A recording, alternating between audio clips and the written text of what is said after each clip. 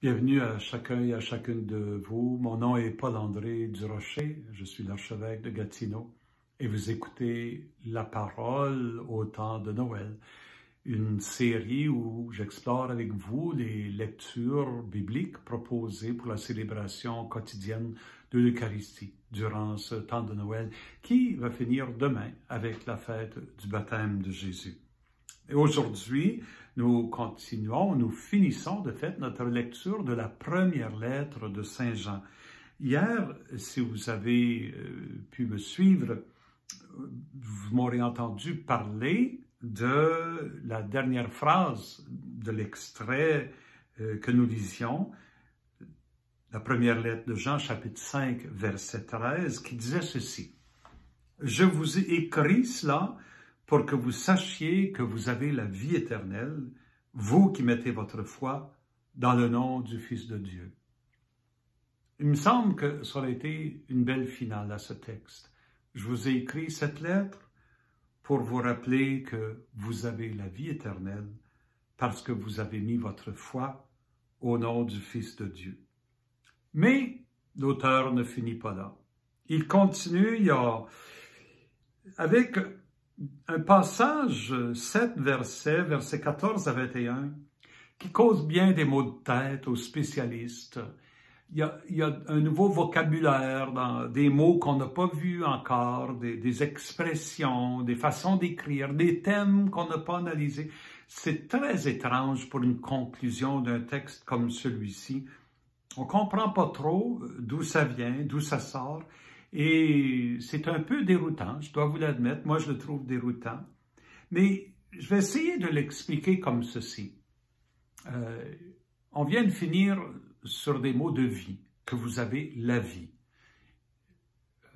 La vie, Jésus, dans sa discussion avec Marthe, lors de la mort de Lazare, sa discussion avec Marthe dans l'évangile de Jean, à un moment donné, Jésus dit « Je suis la résurrection et la vie ». Je suis la résurrection. En d'autres mots, grâce à moi, à l'avenir, ton frère Lazare, il va ressusciter. Vous allez tous ressusciter. Hein, je vais triompher de la mort. Au-delà de la mort physique, dans l'avenir, vous ressusciterez. Mais il ne dit pas juste « Je suis la résurrection ». Je suis la résurrection et la vie. Et la vie, ça c'est maintenant. C'est une vie qui, elle, n'aura pas de fin. Donc, dans Saint Jean, on l'appelle la vie éternelle. Mais ce n'est pas la vie physique ici dont Jésus parle. La résurrection, c'est le triompher de la mort physique. La vie dont Jésus parle, c'est une vie qui triomphe de la mort spirituelle. La mort spirituelle. Et le dernier passage de Jean est concentré sur cette mort spirituelle et le danger de cette mort.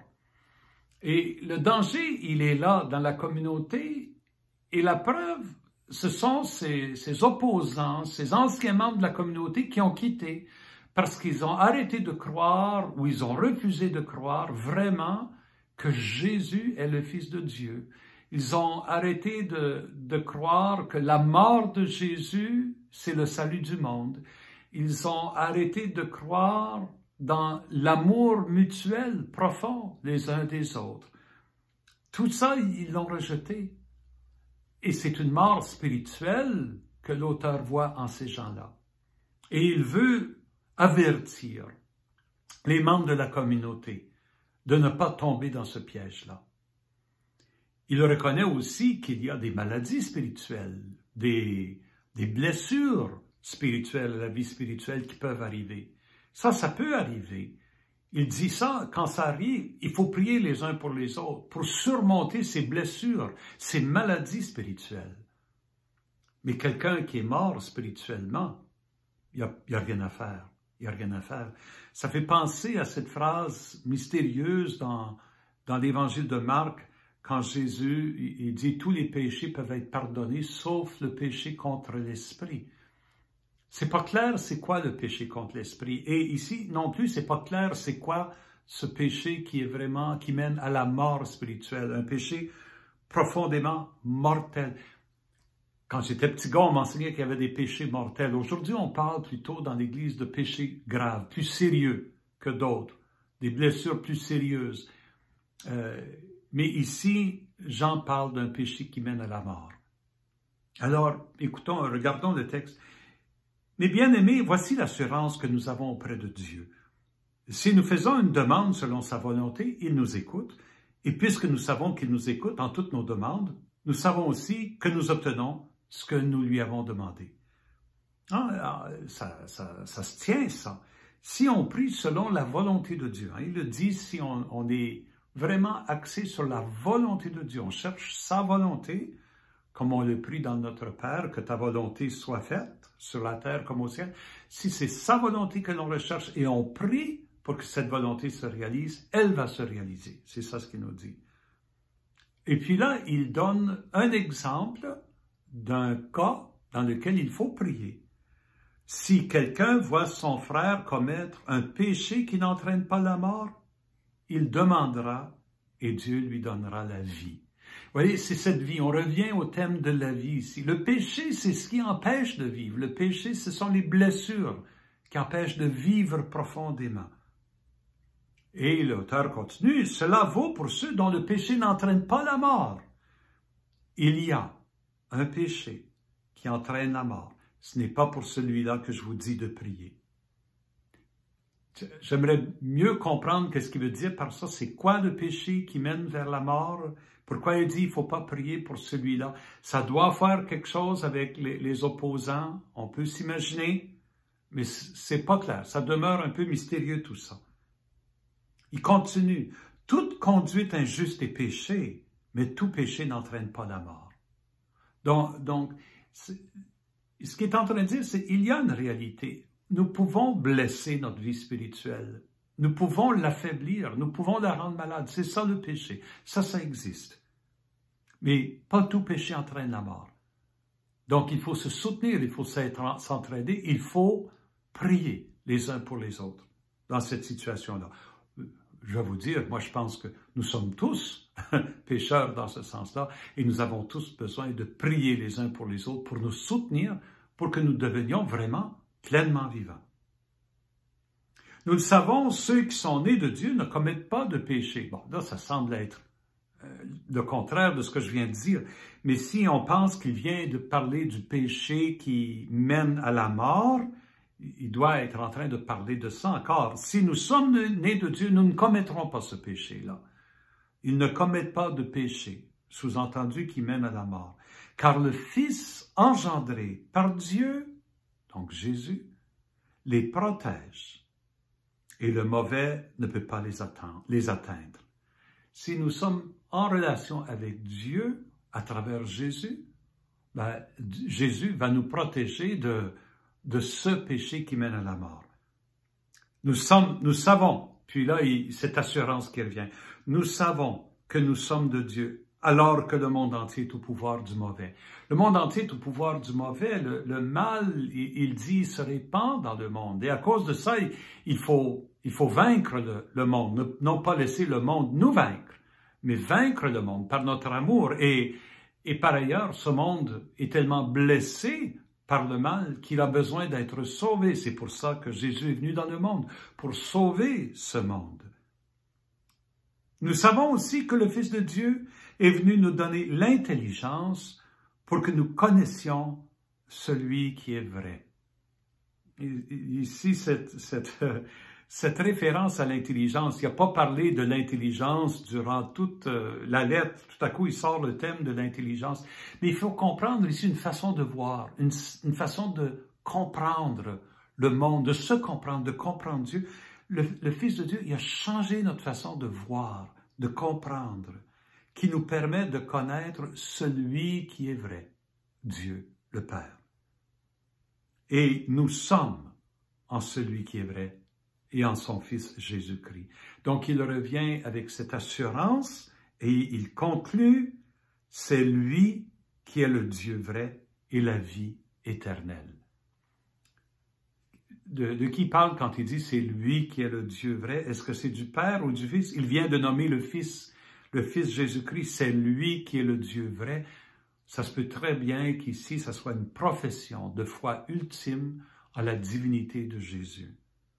que le Fils Jésus-Christ, il est le Dieu vrai et la vie éternelle. En lui, nous trouvons la vie. Donc, nous revenons à la conclusion d'hier, cette vie éternelle qui nous est donnée et dans laquelle nous sommes appelés à grandir.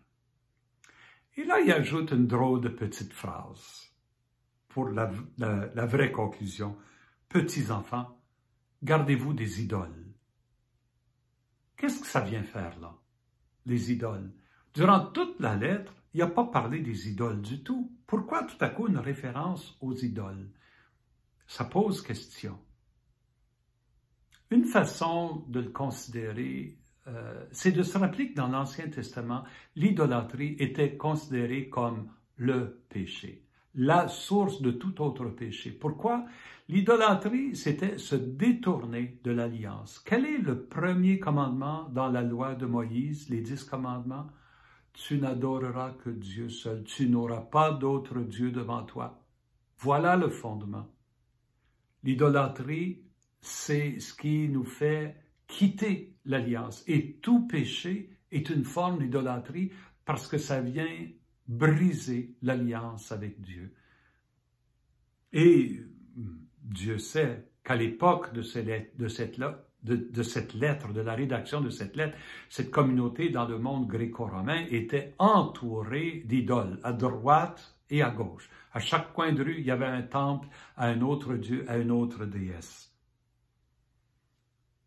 Est-ce que l'auteur est en train de leur dire, les gens qui étaient avec nous, qui ont refusé ou qui ont abandonné la foi en Jésus comme étant le vrai Fils de Dieu, ils sont tombés dans l'idolâtrie, dans une autre forme d'idolâtrie, et qu'ils sont en train de briser l'alliance que Dieu veut faire avec nous en son Fils Jésus.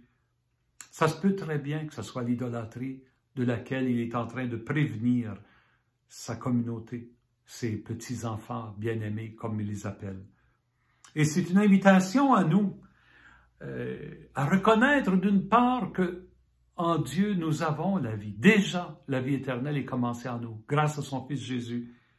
Mais que la tentation de vivre en dehors de cette relation-là, en dehors de cette vie, la tentation du péché, la tentation de l'idolâtrie, de nous éloigner de l'alliance, elle nous menace toujours. Et c'est seulement en restant en relation avec Jésus que nous serons préservés de ce péché-là et que le mal ne vaincra pas en nous. Alors, l'invitation, c'est de rester bien attaché à Jésus, bien attaché. Comme Jésus le disait le soir avant de mourir à ses apôtres dans l'évangile de Saint Jean, « Je suis la vigne, vous êtes les branches. Tout sarment qui reste en moi porte beaucoup de fruits, mais le sarment qui ne reste pas en moi, il ne porte pas de fruits, il est bon à être coupé et à être jeté dans le feu. » Demandons au Seigneur de nous garder bien attachés en lui pour que nous portions du fruit. Passons à l'Évangile. L'Évangile de Saint Jean, c'est le dernier évangile avant, le dernier extrait d'Évangile avant la fête du baptême de Jésus. Et nous allons lire au chapitre 3 dans l'Évangile de Jean, versets 22 à 30, justement un passage à propos de celui qui va baptiser Jésus. En ce temps-là, bon, ça se passe après le baptême de Jésus, le texte que nous allons lire, mais ça nous dit un peu comment Jean le Baptiste se situait face à Jésus, au moins dans la perspective de l'évangéliste Jean. En ce temps-là, Jésus se rendit en Judée, ainsi que ses disciples. Il y séjourna avec eux et il baptisait. Ça nous surprend de nous rappeler que Jésus et ses disciples baptisaient. Ils faisaient la même chose que Jean le Baptiste. Certainement, au début, il pratiquait, il continuait ce mouvement baptiste, on pourrait dire, dont Jean était la figure principale, certainement avant Jésus. Jean, quant à lui, baptisait à Aïnon, près de Salim, où l'eau était abondante, dans le Jourdain. On venait là pour se faire baptiser, donc il y avait encore des gens qui venaient à Jean. En effet, Jean n'avait pas encore été mis en prison. Or, il y eut une discussion entre les disciples de Jean et un juif au sujet de ces bains de purification. Et ils allèrent trouver Jean. Et ils dirent à Jean, « Rabbi », c'est le titre de maître, maître, « celui qui était avec toi de l'autre côté du Jourdain, celui à qui tu as rendu témoignage, le voilà qui baptise. Hein, il est en train de parler de Jésus. Ils disent à Jean, ce Jésus à qui tu as rendu témoignage, lui aussi est en train de baptiser, et tous vont à lui. Et le texte met un point d'exclamation. En grec, il n'y a pas de point d'exclamation, mais on peut s'imaginer que s'ils viennent de dire ça, ce n'est pas de bon gré. Ils ne sont pas contents. Ils sont en train de perdre, on pourrait dire, la première place. Tout le monde est en train d'aller vers Jésus.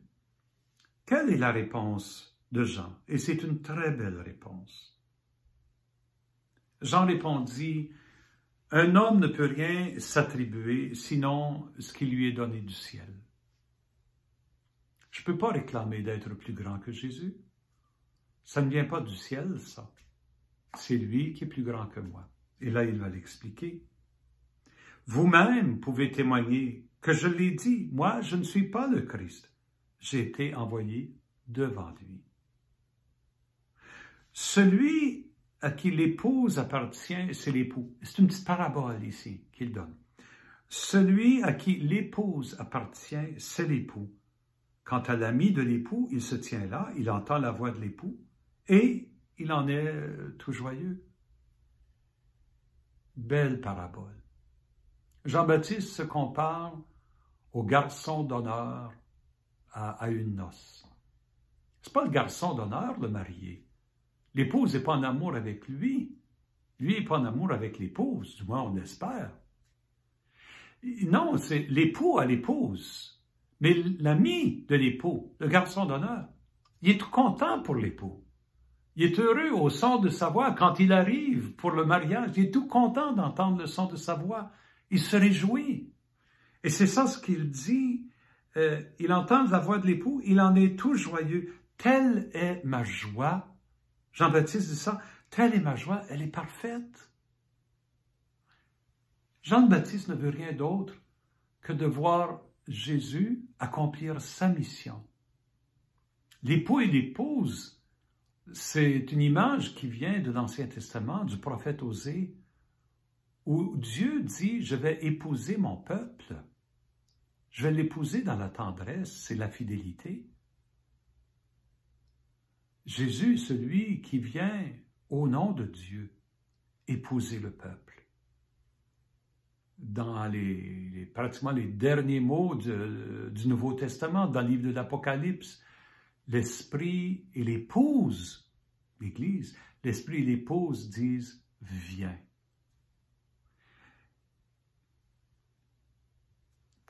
Ces jours-ci, je suis en train de suivre une retraite prêchée par le Père Jacques du monastère des Cisterciens à Rougemont.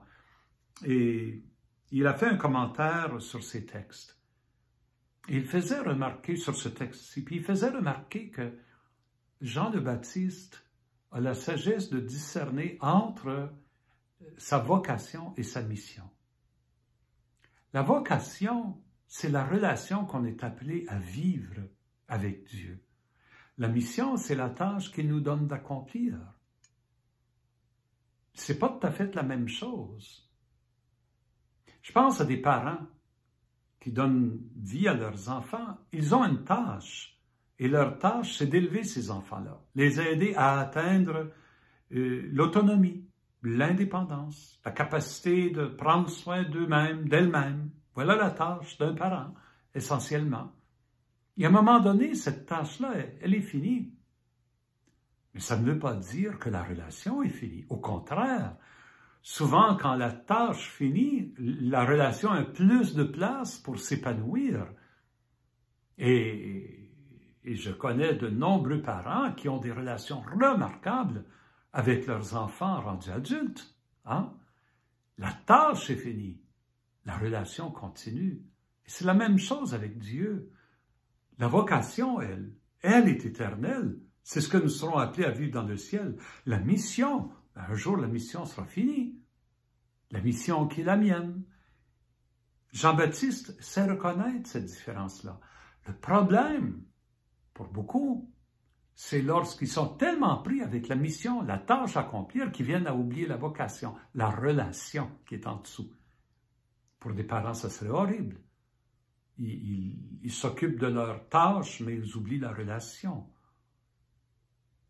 Pour un prêtre, pour un diacre, pour un évêque qui donne sa vie à temps plein, là, un agent de pastoral qui donne sa vie à temps plein, un théologien, une théologienne, a une tâche. Mais s'il vient oublier la vocation, la relation, tout chrétien, toute chrétienne a une mission au cœur du monde. Et nous devons la vivre. Mais la vocation est première. La relation à vivre avec le Fils de Dieu, avec Jésus. Jean-Baptiste dit, telle est ma joie, et elle est parfaite. Lui, il faut qu'il grandisse, et moi, que je diminue. Que Jean-Baptiste prenne moins de place sur la scène pour que Jésus prenne plus de place. Et c'est ainsi qu'il va prouver, on pourrait dire, ou manifester son amitié pour Jésus. Et de même pour chacun et chacune d'entre nous, nous sommes aussi appelés à laisser Jésus prendre la première place dans nos vies et inviter d'autres à faire de même. Demandons au Seigneur la grâce que Jean-Baptiste a eue de reconnaître sa vocation profonde et demandons-lui la grâce de la vivre à tous les jours de notre vie. À demain, mes amis.